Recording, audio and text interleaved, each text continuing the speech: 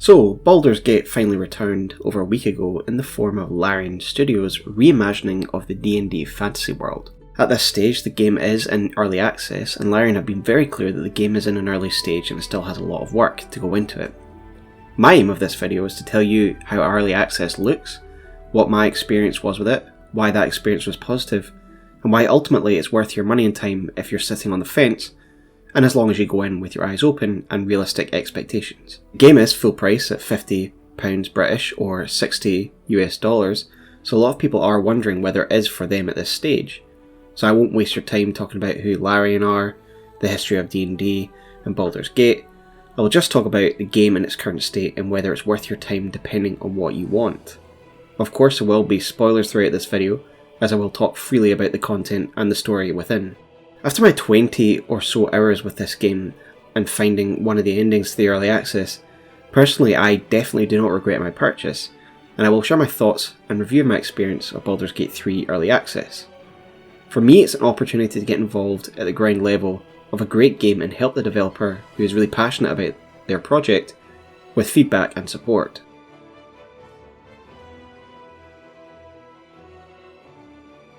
So the game begins with a stunning cinematic in which we are imprisoned upon a mind flayer ship.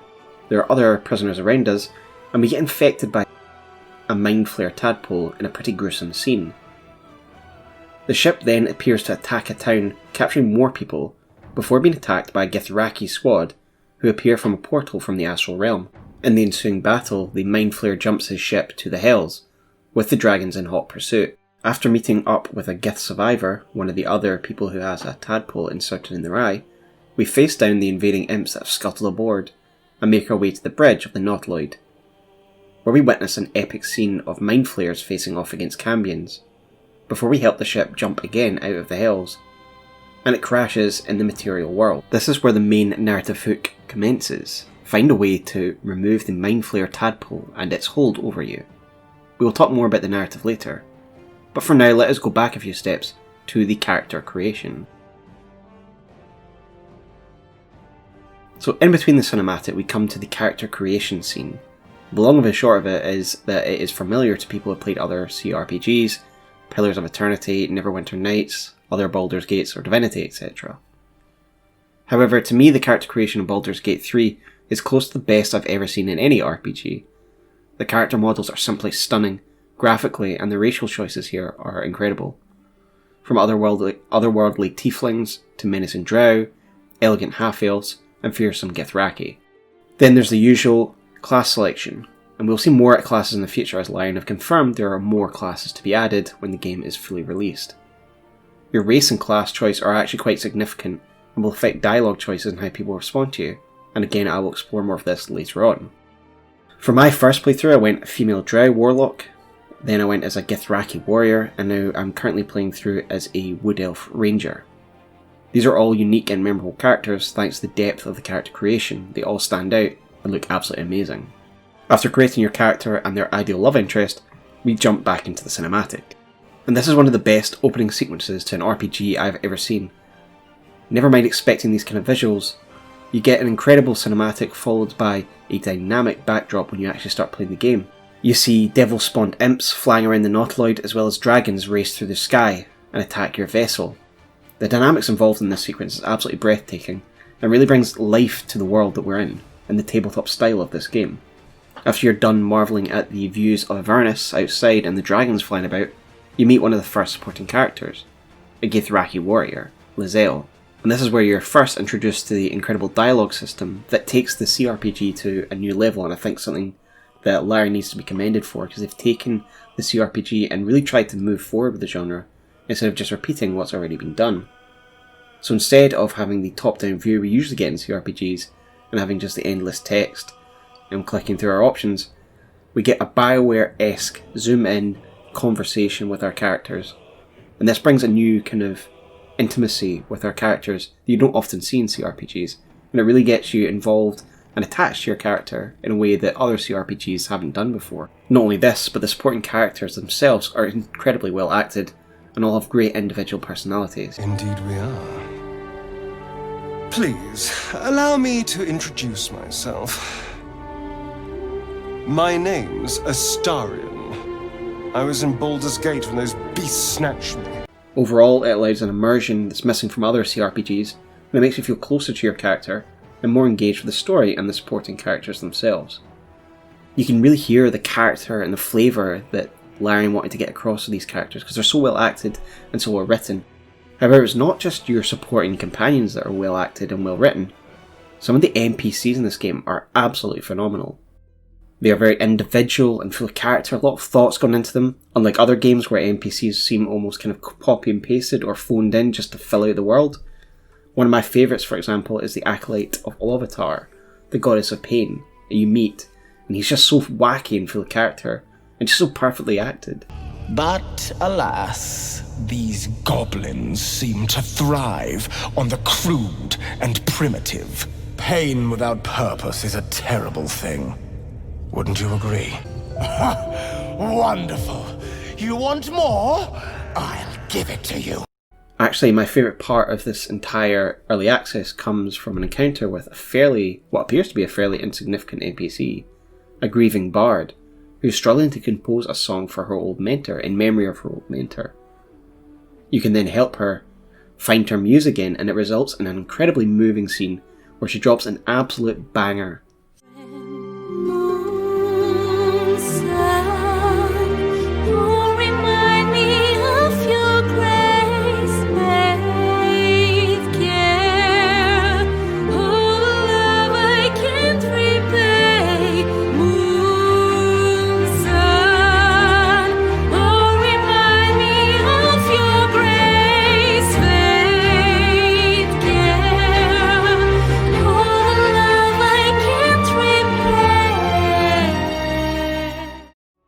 While I sat watching this incredible scene, born from an interaction with a fairly insignificant side character, I just thought to myself that this game has really something special that has been missing from RPGs late. That every interaction feels meaningful, and that the world that you're in is a real lived-in one. It's got an emotional depth that I want from an RPG, where you feel like the people around you are real living people with woes, concerns, issues and passion, instead of just NPCs with 2 lines of dialogues that are there to sell you things. It reminds me of the early work of BioWare like Dragon Age Origins or Mass Effect, and it's not something I'd expect in a CRPG of this level. The depth of dialogue is deep, branching, with racial and class choices unique to each character which demand further replayability. There are also chance options where you get a d20 and you can try and persuade or intimidate people, and they take actual dice rolls to pass. This makes failure fun and something you should just roll with to feel the weight of consequence, as if you're playing a real tabletop game. I think a great example of the variety of choice in dialogue could be highlighted with my different characters and their different races. For example, with my Drow playthrough, the antagonist group in this first act are a cult of goblins and other creatures, but they also count Drow among their ranks, even high up, and they respect them to a degree. So instead of having to risk a dice roll or fight them, I was quite often just able to use my Drow authority to bully goblins into letting me pass without any quarrels. Possibly even more significantly is when I played as a Githyanki. Shadowheart even refused to join my party because she has prejudices against Githyanki, and she saw what they did aboard the Mind Flayer ship. I've seen your kind's handiwork, and I won't fall victim to it. Get away! Maybe I have other reasons. Either way, come any closer and I will kill you. So as you can see, choosing a different race can have very different consequences in conversation, and has people react to you differently. And I think this is again a really great consideration that Larian have taken, making there this kind of depth of conversation that everyone feels real, and they've got the real opinions about things, and you're not just a character, you're not just the main character, you are who you created. It's brilliant. It's absolutely brilliant.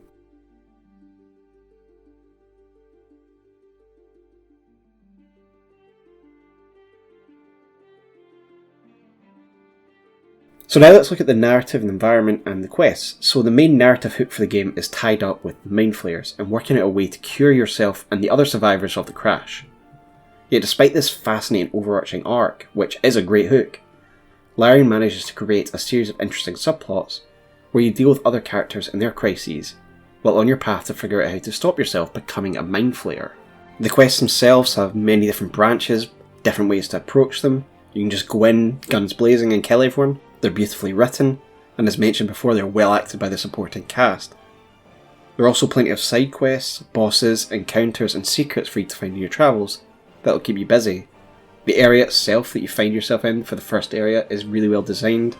Lots of paths, lots of verticality, lots of encounters that you might not find in your first playthrough. I know I certainly didn't. For one area and one chapter of the game, there really is a surprising amount of content, side quests, and just a lot of depth in this one area.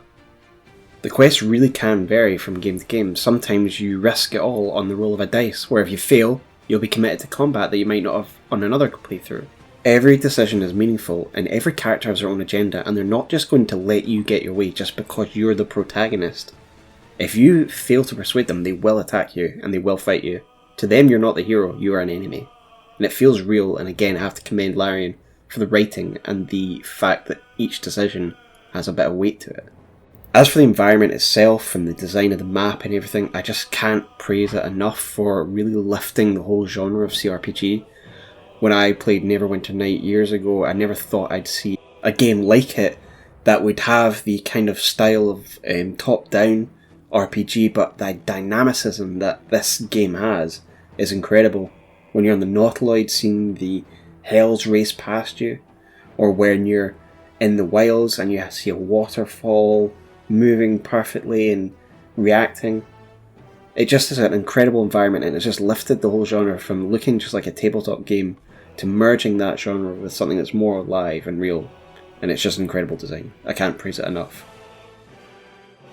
So let's talk about combat, which will be the main thing for a lot of people. So combat, in my opinion, is probably the most polished part of the game at this moment of the time of the review. I'm sure by the time the game's done and other things have been ironed out, it might be other things, but for me, the thing that feels most complete at the moment is the battle system. And that's great, because obviously that's going to be kind of the core of the game. So it's turn-based, and it plays out much like Divinity Original Sin. You have separate movement and action bars, and there are of course modifiers to hit depending on positioning and environment that you're in. The animations are amazing. Playing as a warlock felt so powerful when I was firing up a spell. It looks amazing, the animations look really cool. Probably the most impressive part of the battles is the way in which you can interact with the environment around you. You can burst oil barrels and turn the ground into a raging inferno. You can use the shove bonus move to insta-kill bosses, or throw them into pits with giant spiders. You can dip your sword in fires that have been set by mages, and you can use your cleric to put out fires that you've set up, so you can close the distance when you want to. For a turn-based game, it feels very dynamic and action-packed, and there's so many ways to tackle each fight. Should I draw these two Minotaurs together so they hit each other? Or do I simply get my warrior to throw one of them off to the edge and then focus all my others on the last one? Positioning in Baldur's Gate is important as well, so there's a lot of tactics, a lot of thought to go into it. If an enemy has a height advantage on you, you might want to level the playing field because it's going to be very difficult to hit them from low ground. It'll modify your hit chance. Likewise, if you're fighting in the dark, you may well experience significant penalties to hit. Whether you need to engage in combat at all can hinge on a dice roll.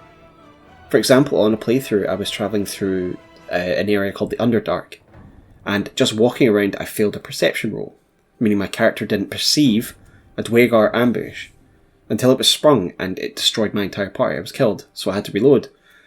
When I reloaded this time and I was getting ready to fight, my perception test passed, and I could see them, and I could interact with them before the battle began, and I was able to talk to them and manipulate them into believing I was an ally, and therefore there was no fight at all.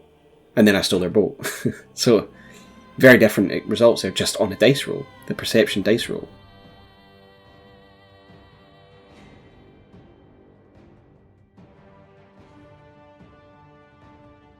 The story itself, I've talked about the kind of main hook, about the mind flayers and the tadpole, but just to say that by the end of the act, moving into the act 2, it was really exciting, really juicy, and I'm really looking forward to them carrying on the story and finding out what happens next. Now, just to mention the early access itself and the nature of the game as it is. So of course it only allows us to play through the first act of the game, which Larian claims to be about 20-25 hours long. For me, my first playthrough, I did a kind of normal playthrough, so I didn't rush through, but I also didn't look in every nook and cranny, and it probably took me about 13 to 15 hours, so I wasn't rushing or searching for everything. I did some side quests, but I could have done more, I'm doing a third playthrough at the moment, so I mean I'm over 20 hours now, so I'm easily going to get about 30 to 40 hours at the game, so yeah, it's definitely worth my time. And if you explored everything, I think it would take you 20 to 25 hours. Larian has been honest in that this is an opportunity to work with the community to develop the game, which they know is in a kind of early stage, and there's going to be some rough points, there's going to be some bugs. So after I played the game, I took my list of constructive feedback that I'd been noting down as I went along, and I submitted it through the feedback system on the forum at Larian Games and on Steam. I actually really enjoyed this EA experience. This is one of the kind of first kind of things I've done like this, where I've paid for an EA game and then constructively fed back. Larian seemed to have a great game already. Like it's really polished for an early access game. It really is. And they seem really keen for us to be honest with them and keep feeding back to them and keep playing so they can keep getting that data. The game feels great, but of course it does have bugs. It's an early access game, you know, there's a few janky things and certain dialogues and stuff, but the game already has a lot of great support. There's already been 3 patches since the release last week, and I've noticed that some things, you know, like some clipping that was happening in a certain dialogue, for example, isn't happening already, so they've already fixed that. So I mean, it's happening quite fast, and honestly, if this is the game at early access, it's going to be absolutely phenomenal at launch, especially with all the passion that the community is giving towards it. Also, I know some players have reported crashes, but hand on heart, truthfully, I haven't actually experienced any, so it's ran absolutely fine for me, the game. For me, this is a chance for CRPG and D&D fans to help support a really great developer who's lifting the whole genre. Honestly, they're not only doing CRPGs, they're improving it, you know, with the dynamic environments, with the dialogue, and the really deep RPG conversations, dialogues, and characters that we'd expect from RPGs that happened years ago and I haven't actually seen in a while, so it's really got me excited for classic RPGs and storytelling. You are paying full price for EA, yes, but it's not like this is all you're getting. You will get the full game at launch. You're paying for the full game now, and you will get it when it's released, but you help develop the game. You get that first hands-on of this really great game. And even the amount I've played, I really don't regret the purchase. It's been a great time just playing with the character creator, replaying it with different races. So for those who know what they're getting into but were still on the fence, I would say, like, wholeheartedly get involved. This is a great game. It's going to be something special, and it's an opportunity for us all to work with a really positive developer. For those who want a full game, you're not getting a full game, so I would hold on to your money for now. It is early access. It's only about 20 hours max of gameplay first time through. There's some rough things, so you can't go in and be like, oh, there's a bug. I mean, obviously they've said there's bugs, and that's the point of the game. But so for those people, I completely understand. You don't need to get into early access, and I would just hold on to your money and expect a really great game next year. But for those who are on the fence and know that it's early access, but we're still just kind of concerned like what they're getting, wholeheartedly, yeah, get involved. It's an incredible game, and we're going to see some great evolution from Larian Games and great communication. Like I say, they've already been communicating a lot. There's already been 3 patches since it came out. So I think it's really exciting, and the game is just phenomenal, and it's going to be something really polished and really special when the game finally comes out. And I can't do anything else but commend Larian for being upfront and honest with this EA, as well as producing a really quality game that's obviously had a lot of passion going into it. So that's it, guys. That was just my opinion on the early access. I've had a lot of fun with it, and just wanted to, express what I felt about the game. If you've got any comments about the game or any questions, please leave them below. Obviously, please leave a like, because that'll help get this video out there. And thanks for taking the time to watch this, guys. Take care.